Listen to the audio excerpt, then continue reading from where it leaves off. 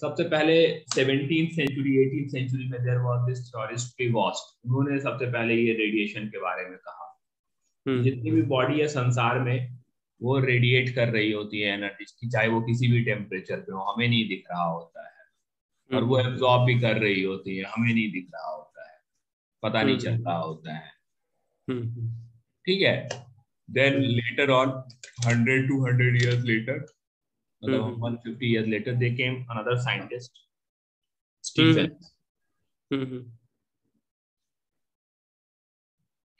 He for the first time calculated the amount of energy radiated by a body. Prevost तो just gave an idea कि ऐसा होता है, इतना energy radiate होता है, Prevost ने नहीं बताया। Stefan told that.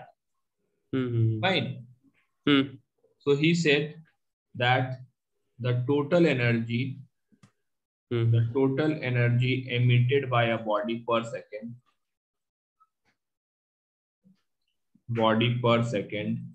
is proportional per second per unit area, is proportional to the fourth power of temperature of the body. Okay. T to the power 4. And this temperature is in Kelvin. ठीक है?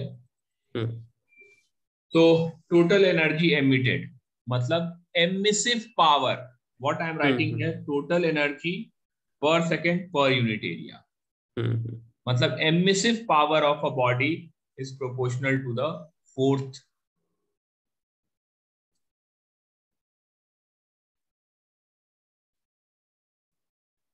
Got it?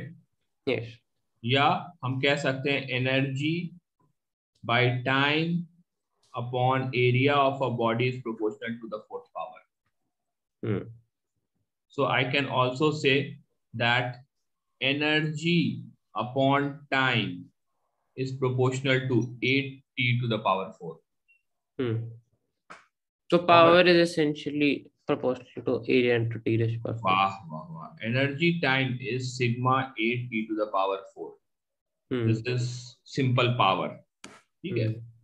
Not emissive power, but simple power. Power is sigma 8t to the power 4. That is dq by dt, amount of heat radiated per second. This is sigma 8t to the power 4. यहाँ पे जो sigma है ये कहलाता है Stefan's constant. Right. Got it? Its value is around 5.67 into 10 to the power minus 8. Unit क्या हो जाएगा? Power is there 80 to the power 4, तो यूनिट निकाल लेंगे आप. Watt, unit will be watt, area से डिवाइड कर देंगे, metre square kelvin to the power 4. ठीक है. हाँ, तो हम लोग बात कर रहे थे क्या, स्टीफेंस लॉ के बारे में. ठीक है, तो Stephen's constant is 5.67 into 10 to the power minus 8 हो गया. एंड एक और मैंने यहाँ गड़बड़ की है, यहाँ पे ब्लैक बॉडी के बारे में स्टीफेंस नहीं किया, जस्ट ब्लैक बॉडी.